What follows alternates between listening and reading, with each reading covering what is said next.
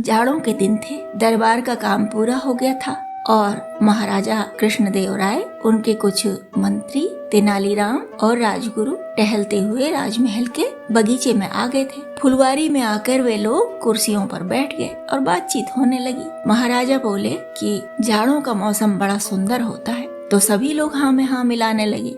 कोई कहने लगा, हाँ जी, धूप सेकने का आनंद ही कुछ और है, इतना आनंद और किसी चीज में नहीं होता। किसी ने कहा, जाड़ों में पकवान खाने का आनंद बहुत होता है। किसी ने कहा, जाड़ों में खूब फूल खिलते हैं। किसी ने कहा, जाड़ों में भूख बहुत अच्छी लगती है। सब अपने अपनी बातें करते रहे। कृष्णदेवराय बहुत आनंद में थे। तो कृष्णदेवराय जी ने कहा कि जाड़ों के दिनों में मिठाई भी तो बहुत अच्छी लगती है, मिठाइयों का आनंद भी बहुत आता है। तो आप लोग बताइए किसको क्या क्या मिठाई पसंद है। सब ने एक दो चीजें कही। राजगुरु बढ़ बढ़ के बातें करते थे हमेशा ही। तो उन्होंने कहा कि बहुत सारी मिठाई होती है, खास करके हलवा होता है, तरह तरह के हलवे बनते हैं और जाड़ों में इनका बहुत आनंद आता है। गरम गरम हलवा खाओ, उसका बड़ा आनंद है। तरह तरह के जो मोदक बनते हैं, लड्डू बनते हैं, उनका आनंद जाड़ों में बहुत आता है। और तरह तरह की जो बर्फी बनती है, मेवों की बर्फी खास करके, वो बहुत आनंद देती है। तेनालीराम जी तो चुप चुप ही बैठे थे। सम्राट कृष्णदेवराय तेनालीराम जी से पूछा कि तेनालीराम जी, आप तो चुप चुप बैठे हैं, आप कुछ खास बात कर नहीं रहे हैं। तेनालीराम बोले, महाराज, इसमें बात करने लायक मुझे कुछ बात लग नहीं रही है। तो कृष्णदेवराय जी बोले कि आप भी तो कुछ बताइए, आपको कौन सी मिठाई सबसे अच्छी लगती है? इतनी मिठाइयों के नाम आ गए, आपने किसी में भी हाँ नहीं कहा।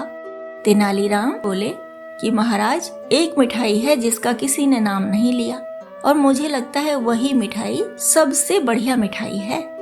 कृष्णदेवराय चकित रह गए। बोले, अरे तेनालीराम जी, आपने तो चुनौती देने जैसी बात कह दी। क्या आप इस चुनौती को स्वीकार करेंगे? हमें वो मिठाई खिलाएंगे? तेनालीराम जी ने कहा, महाराज, मिठाई तो मैं आपको खिला सकता हूँ, लेकिन वो यहाँ नहीं आ सकती, आपको मेरे साथ चलना होगा।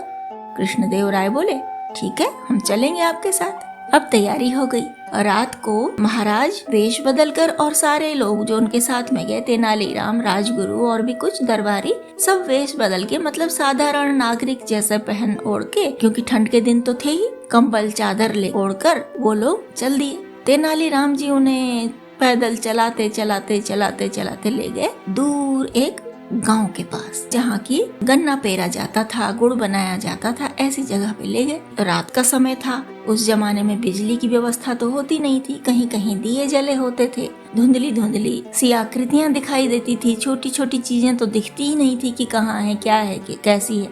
वहाँ जाकर उन्होंने कृष्णदेव राय जी को वहाँ पे पास में पत्थर पे बिठा दिया। साधारण नागरिक बन के गए थे, तो वहाँ वो लोग बैठ गए और थोड़ी ही दूर पे गए तेनालीराम जी और कुछ पत्ते हाथों में लेकर आ गए। उन्होंने सबसे पहले एक पत्ता महाराज कृष्णदेवराय के हाथ में रखा और कहा, ये रहा जाड़े का उत्कृष्टतम मिष्ठान, यानी कि जाड़े की सबसे अच्छी मिठाई, आप इसे चख कर देखिए।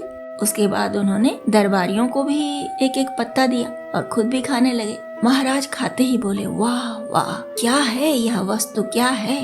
तेनालीराम जी ने कहा, महाराज, यह गुड़ है, ताजा ताजा गुड़ निकाला जा रहा है, इसकी सौंधी सौंधी महक ही चारों तरफ फैली हुई है। जाड़ों के दिनों में टटका गुड़ खाने का जो आनंद है ना, वो और किसी मिठाई में नहीं है। हलवा तो आप 12 महीने खा सकते हैं, दूसरी मिठाइयाँ भी आप 12 महीने खा सकते हैं, लेकिन यह गुड़ ही है जो ताजा गन्ने के रस से निकालकर ताजा ताजा गुड़ बनता है, इसका आनंद और कहीं नहीं आ सकता। तो राजा कृष्णदेवराय बोले, तेनालीराम, वास्तव में आपने बहुत सही बात कही है। मैं आपसे 100% सहमत हूँ कि ऐसा मिष्ठान मैंने आज तक नहीं चखा।